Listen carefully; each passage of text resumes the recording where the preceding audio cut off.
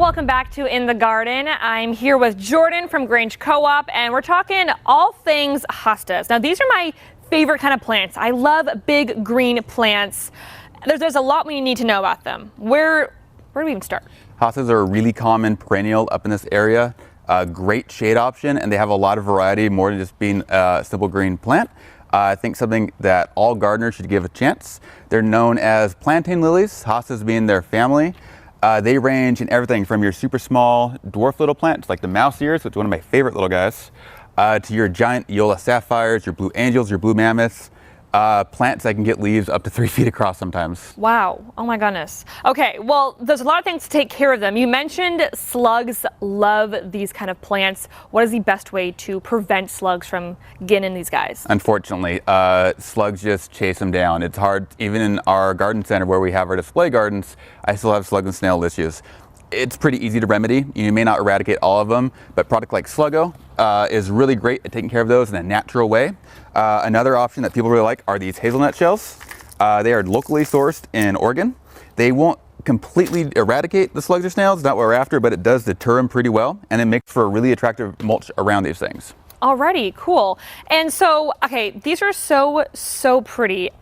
I mean, I don't know if you know the answer to this, but do you know why some of them have like different colors in the plants and the leaves and everything? Hostas have been domesticated and bred for centuries probably. So people will try to get out traits like these really curly textures.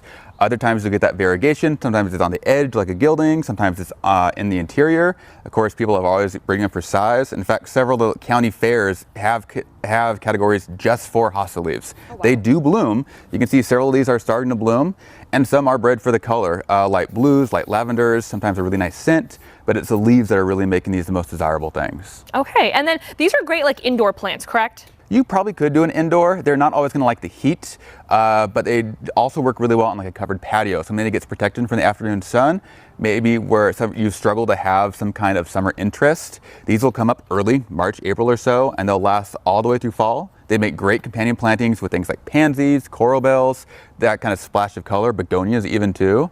And all they're going to want is a potting soil that's leaning towards the acid lover side. So acid planting mix works great. Fertilizing with something labeled for acid mix or for blueberries or rhodies, these guys are going to be happy. They're very low maintenance. I was going to say they sound like a very low maintenance plant. They just get along with everyone. Yeah. Just sounds like. And then what about watering? Is it just average water needs? If they're deeply established, they're not particularly thirsty, even though they look like a very tropical plant.